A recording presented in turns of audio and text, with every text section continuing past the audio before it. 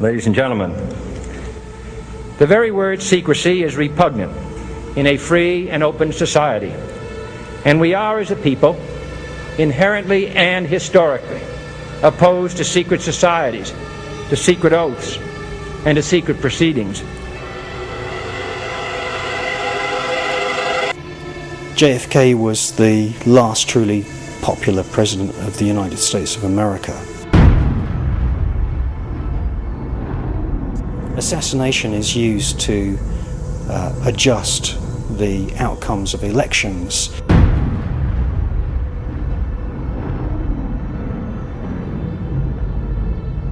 Lee Harvey Oswald is innocent. Lee Harvey Oswald deserves to be pardoned posthumously, and the reason for that is because there are photographs of Lee Harvey Oswald standing in the crowd watching JFK's cavalcade go by.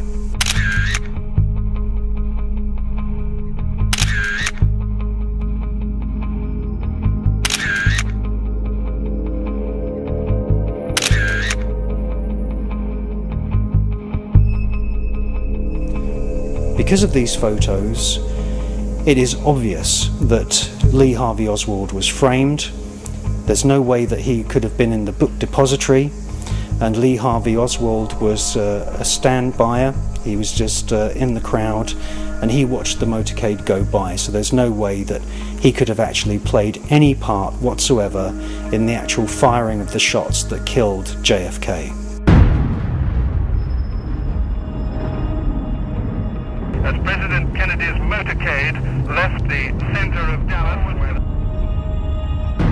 President Kennedy was shot today from an ambush. We see Jackie Kennedy leap to the back of the car, and what she's doing, she's trying to collect and save parts of her husband's brain.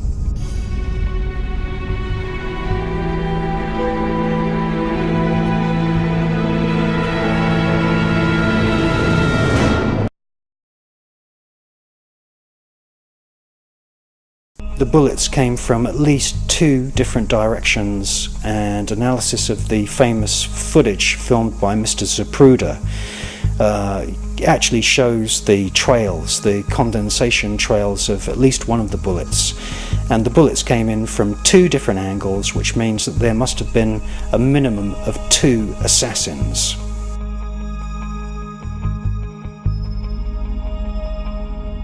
The leader of the FBI at the time of the Kennedy assassination was J. Edgar Hoover.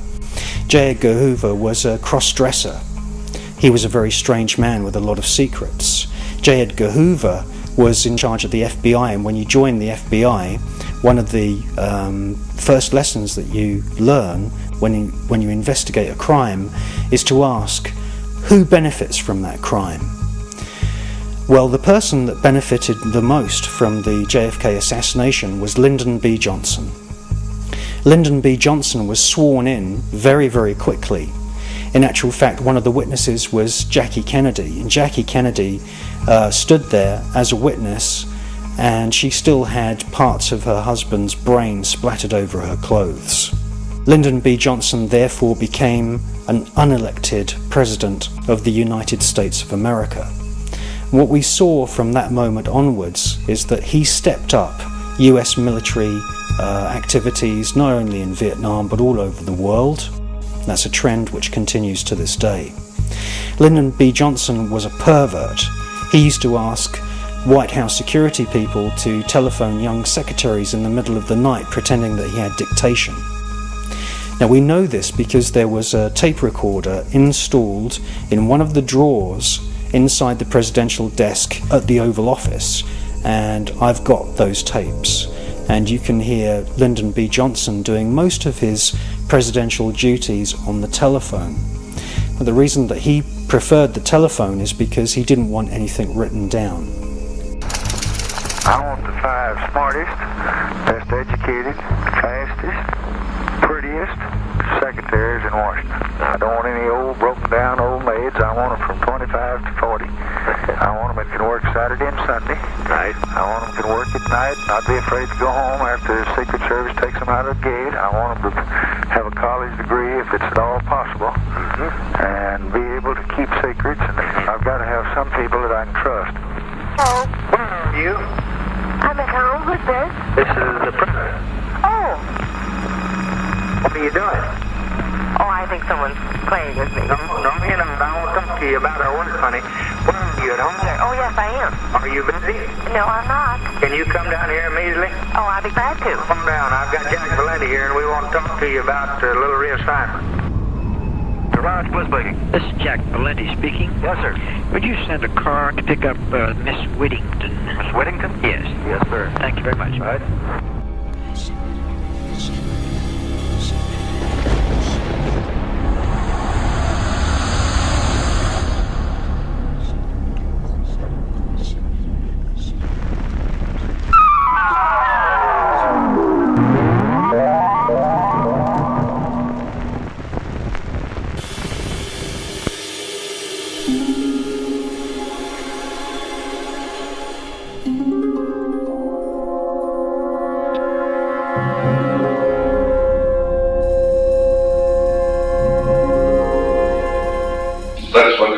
Let's look at Northern California. You understand? Yeah. You know what's happened in San Francisco. Just gone. It's clear over. I know that, but it isn't just down in the rowdy part of town. But the upper class in San Francisco is that way. The Bohemian Grove that I attend, one time at a time, the Easterners and the others that come there.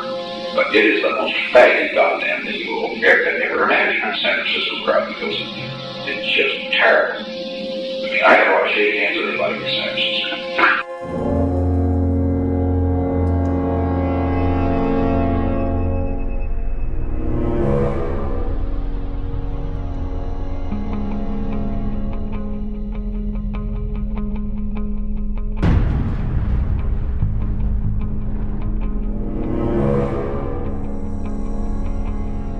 Now, lots of people have seen documentaries made by a Christian chap in America called Alex Jones, and Alex has been quite courageous, and he's just literally walked into this place in Northern California. It's called Bohemian Grove, and it's a private estate which is actually run by the Bohemian Club, which has been established for a very, very long time in San Francisco. That's where their headquarters are. And it's a bit of a strange place. They invite people like the former Prime Minister of Britain, John Major, the Grey Man, to give lakeside talks and speeches, and they've had, you know, former chancellors of Germany, and they have the bosses of Fortune 500 corporations giving speeches, and there's even been the odd speech by astronauts.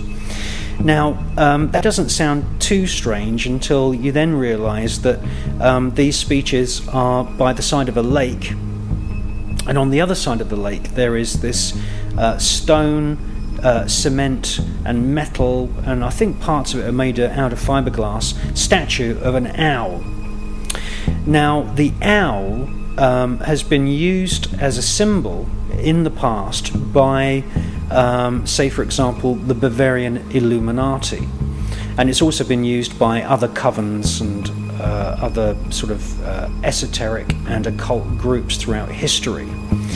And when you joined the Bavarian Illuminati, you were actually put into a school with other people that had just joined, and the pupils, the new adepts, the novices, they were called Minervals, and the Bavarian Illuminati actually divided their new members into churches, and they were called the Churches of the Minervals.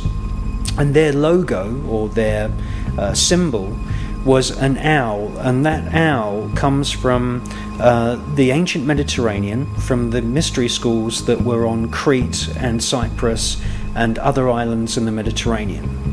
And they also used the owl symbol, and the owl has become known as the Owl of Minerva. And in actual fact, there's an entire area in the south of France, bordering the Mediterranean Sea, where there are many, many castles built by Gnostic sects like the Cathars. They were basically running their own form of a kind of Gnostic church or an occult church, and this entire area of France is called the Minervois. And the owl, which we see on the other side of the lake from where these lectures are given at Bohemian Grove, is the owl of Minerva.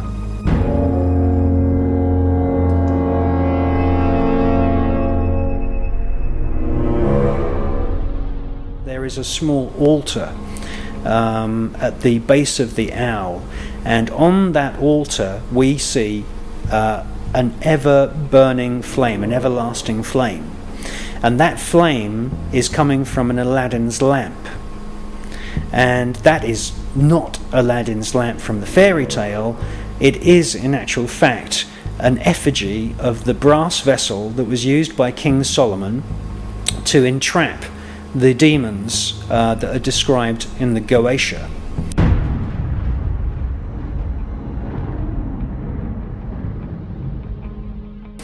Now, where else do we see a cult using this Aladdin's lamp? Well, we see it at Yale University. We see it inside the headquarters of the Skull and Bones. And the Skull and Bones is a fraternity. It's a sort of pseudo-Germanic offshoot of the Bavarian Illuminati that was set up in the 1800s. And there was a break-in by a sort of fake fraternity that was set up called the Order of the File and Claw. That's a file and a crowbar.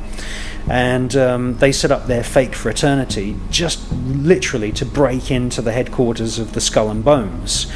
And this has happened twice, and there are actually photographs of people from the File and Claw, and in more recent times another group that actually managed to break their way through a window and get inside the headquarters of the Skull and Bones. And there again we find that the Skull and Bones also have a everlasting flame in the form of the classic Aladdin's lamp.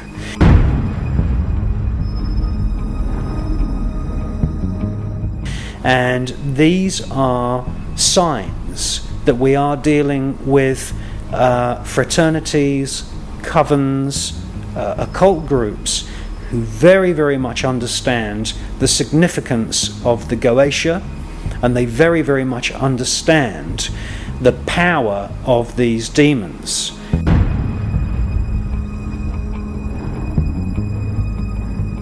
And the fact that you've got the Aladdin's lamp being used by Skull and Bones and the Aladdin's lamp being used by the Bohemian Club at Bohemian Grove shows that there is a demonic aspect to what these groups are interested in. Yes, they have interesting speeches by politicians which are, for the most part, fairly innocuous, anemic, and don't really harm anyone, but I can tell you now that there is a darker aspect, higher secrets within these groups, and they are linked to the ancient legends of King Solomon and the Goetia.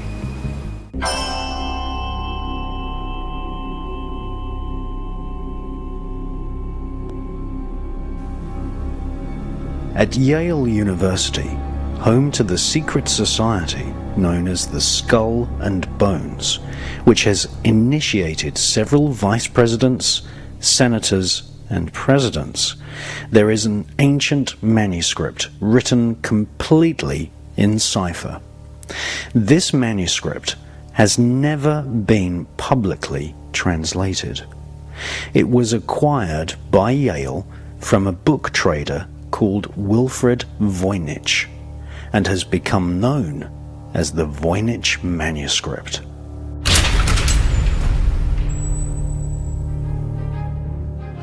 This handwritten, highly detailed manuscript was discovered by Wilfrid Voynich at Villa Mondrigoni near Frascati, south of Rome, more than 100 years ago. Villa Mondrigoni means the house of the world of dragons.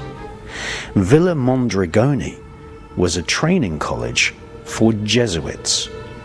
The most famous Jesuit of all time was Ignatius Loyola, whose secret society was the first to use the name Illuminati. The secret discipline of the Jesuit secret societies inspired Heinrich Himmler to form his own SS, Cult of the Black Sun. Adam Weishaupt was a Jesuit, and he formed the Bavarian Illuminati secret society based on the secret teachings of Jesuits in the 1700s. Like many buildings owned by secret societies and institutions of the royal political elite, Villa Mondrigioni has a garden filled with statues of reptilian creatures. Villa Mondrigioni was recently filmed by the BBC for a documentary about the Voynich manuscript. Wilfred Voynich acquired the manuscript and took it back to his shop in Shaftesbury Avenue in central London.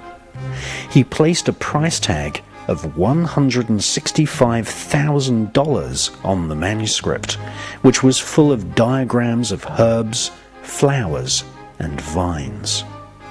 It is patently clear to anyone who has studied magic that the Voynich manuscript is actually a book of magical spells, incantations, magical astrology, cosmology, and herbology.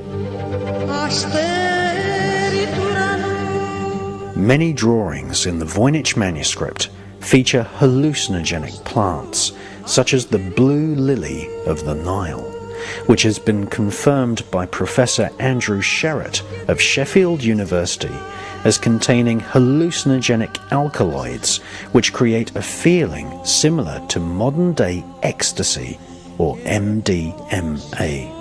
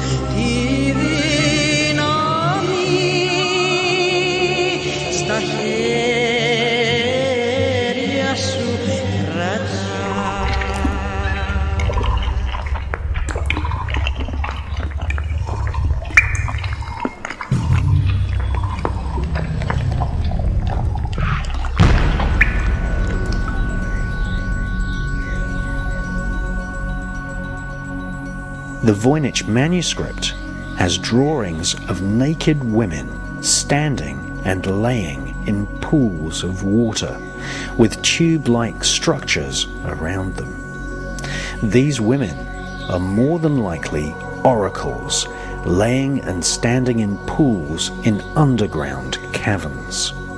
Other diagrams in the Voynich manuscript show how to place a goat in the center of a magic circle and transform its spirit into the evil goat of Mendes, one of the ancient apparitions associated with the devil himself.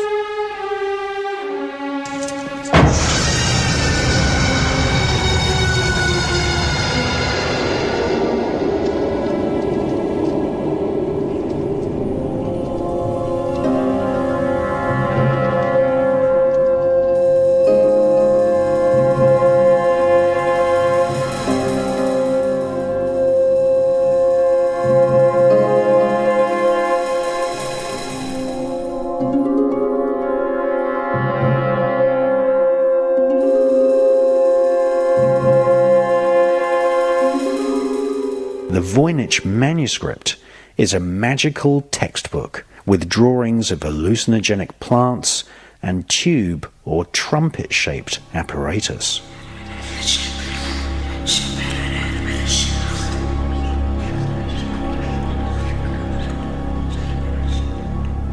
In spiritualism, it is very common that whispers from spirits are amplified using what is known as a spirit trumpet.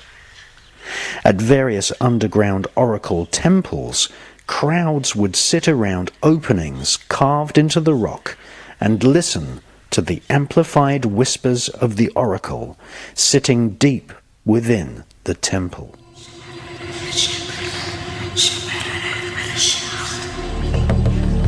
I invite you to drink the healing water and ride horses through our time together. Let's not hide what we have heard, and let's keep what we have found.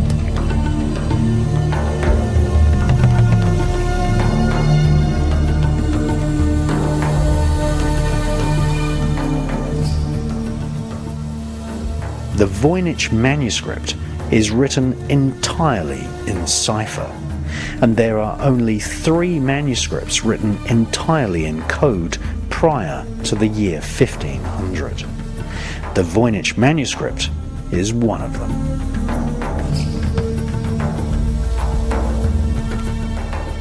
Many words in the manuscript repeat, and this is a sure sign that the manuscript contains spells, as magical incantations often repeat the same word many times.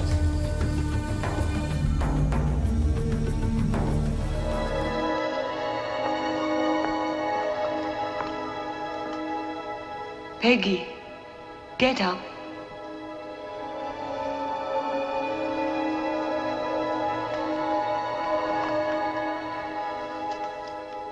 Repeat after me the words of the Susama ritual. Uriel Seraphim, Oriel Seraphim, Io Potesta, Io Potesta, Zati Zata, Zati Zata, Galatim Galata, Galatim Galata.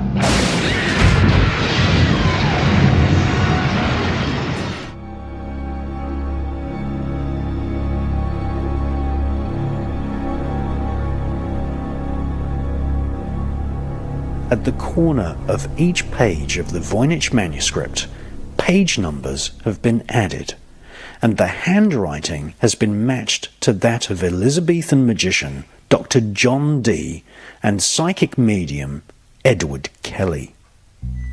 The Voynich manuscript is perhaps the most important magical text of its age, dating from before the 15th century.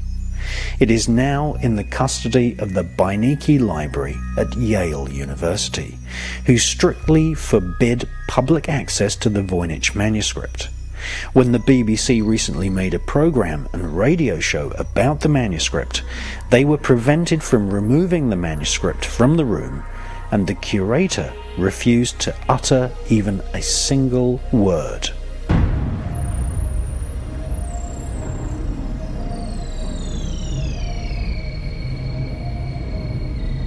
Clearly, the Voynich manuscript is a magical grimoire, part of a corpus of magical works which were codenamed the Holy Grail in the 12th and 13th centuries. According to a letter found inside the Voynich manuscript, it had previously been owned by Emperor Rudolf in Prague, who had employed Dr. John Dee and Edward Kelly to conjure spirits for the royal political elite. The British Library, the Louvre in Paris, and even the Royal Collection of the British royal family all have similar grimoire texts in their vaults. Most of the original grimoire texts, almost without exception, were written in Arabic and Hebrew. Before the Kabbalah became popular in 13th century Europe, there existed in ancient Israel a form of Jewish shamanic magic known as Mahaseh Merkava, the working of the chariot. Many of the grimoire texts explain the techniques for summoning demons and even how to invoke the spirits of planets into the magician's magic circle. The original texts are based on knowledge from before the time of the pharaohs.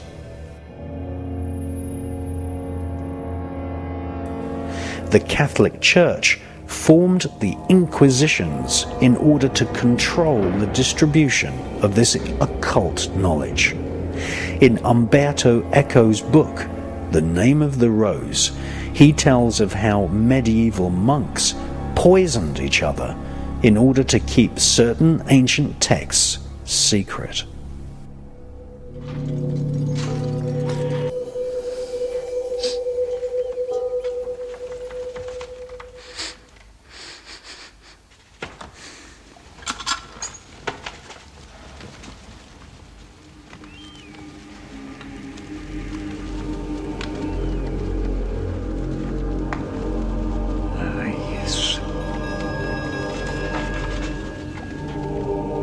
Lemon juice.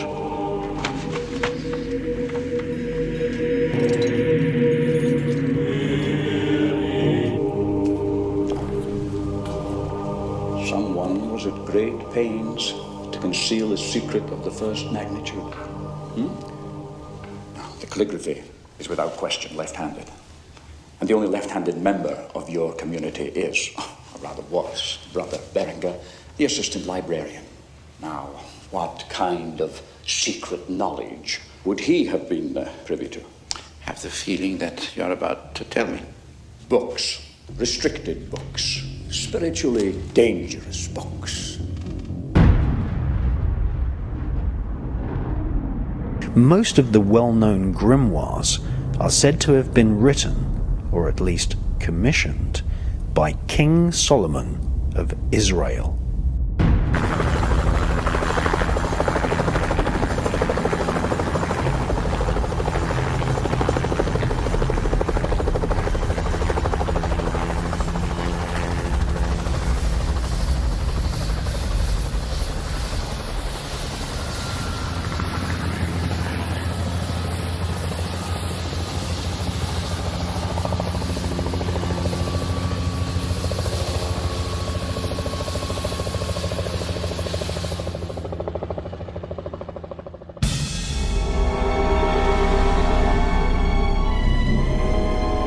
Under Jewish law, it is forbidden for anyone under the age of 40 years to study the Kabbalah.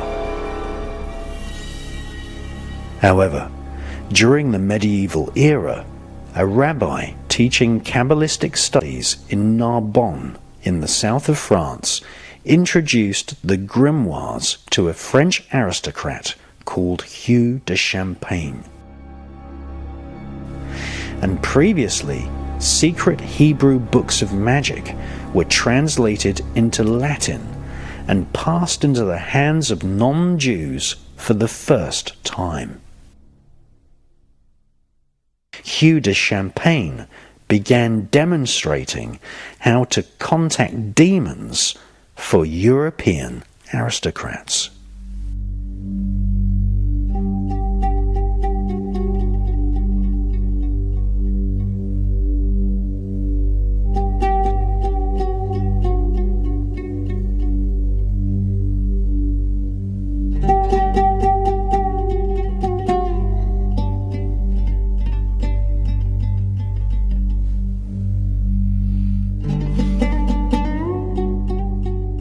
Rumours of occult rituals at the heart of the European aristocracy spread far and wide, and so romantic novels were distributed which confused public knowledge, blurring fact with fiction.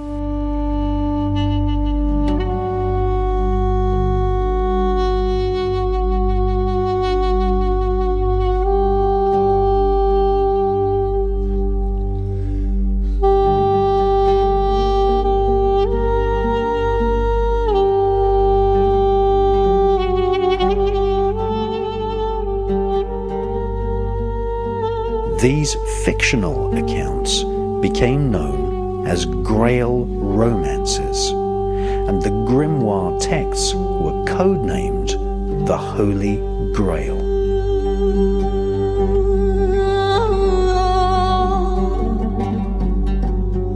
Many of the original grimoires were written on papyrus with a quill feather pen which had been plucked from a cockerel which had been sacrificed at dawn. The ink was often made from red wine which had been consecrated at a special ceremony.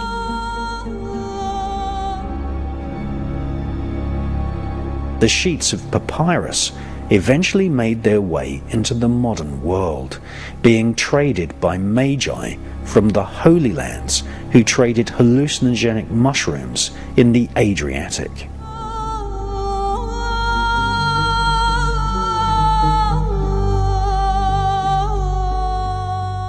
These ancient magical texts contained astrological star maps of the heavens,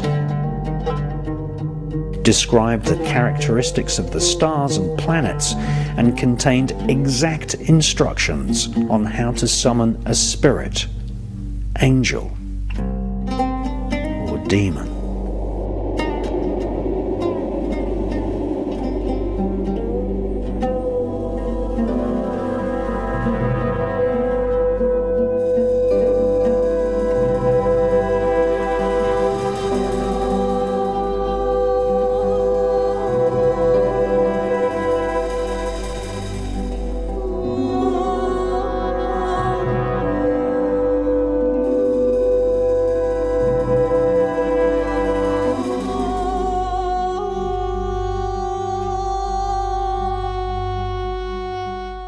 These spirits could be seen in the reflections of a crystal ball.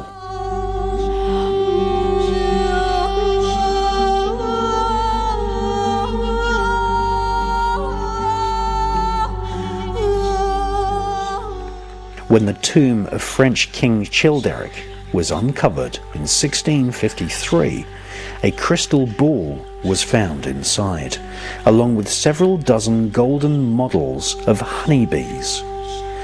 Napoleon Bonaparte had these golden bees stitched onto his coronation robe. Still, to this day, the bee and the beehive are symbols of the Illuminati global network of secret societies.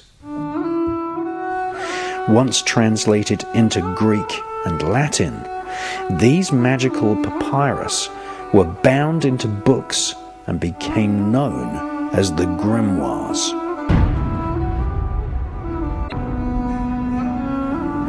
The translators of these magical instructions for summoning spirits were often priests, bishops, and even popes working at the Vatican Library.